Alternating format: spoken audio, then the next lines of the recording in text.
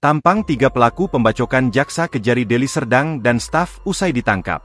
Tim gabungan Subdit 3 Jatanras di Treskrimum Polda Sumut dan Satreskrim Polres Serdang Bedagai menangkap pelaku pembacokan Jaksa Kejari Deli Serdang bernama John Wesley Sinaga dan Ascencio Silvanov Huta Barat. Ada 3 orang yang ditangkap yakni Alpa Patria Lubis alias Kepot, Surya Dharma alias Galo dan Mardiansyah alias Bendil.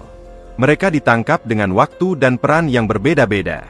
Alpa Patria Lubis ditangkap pada Sabtu 24 Mei sekira pukul 23 WIB di Jalan Pancing Medan, atau 10 jam setelah pembacokan. Ia berperan sebagai otak pelaku pembacokan terhadap Jaksa Kejari Deli Serdang bernama John Wesley Sinaga dan staf tata usaha Kejari bernama Ascencio Silvanov Huta Barat. Sedangkan Surya Dharma alias Galo berperan sebagai eksekutor atau orang yang langsung membacok korban.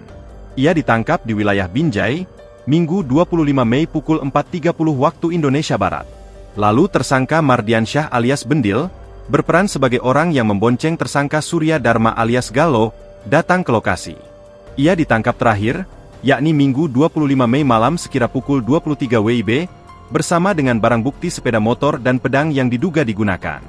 Kapolda Sumut Irjen Wisnu Hermawan Februanto mengatakan jumlah tersangka sudah lengkap. Kini mereka masih menjalani pemeriksaan di Polda Sumut guna kepentingan penyidikan. Sebelumnya, 2 orang pegawai Kejaksaan Negeri Deli Serdang dibacok oleh orang tak dikenal, OTK, saat berada di ladang kebun sawit di Desa Perbahingan, Kecamatan Kotarih, Kabupaten Serdang Bedagai, Sabtu, 24 Mei 2025. Kedua korban yakni John Wesley Sinaga sebagai Jaksa Kejari Deli Serdang dan Ascencio Silvanov Huta Barat, staf tata usaha Kejaksaan Deli Serdang. Selama ini John Wesley Sinaga sebagai seorang jaksa senior di Kejari Deli Serdang sedangkan rekannya Ascencio merupakan seorang pengawal tahanan. Kedua korban mengalami luka bacok serius pada tangan dan lengannya. Kejadian pembacokan ini terjadi pada sekira pukul 13.30 WIB, saat korban John Wesley sedang memanen sawit di ladangnya. Ketika berada lokasi, 2 orang dengan menggunakan sepeda motor langsung menyerang kedua korban. Akibatnya, kedua korban mengalami luka serius di lengannya.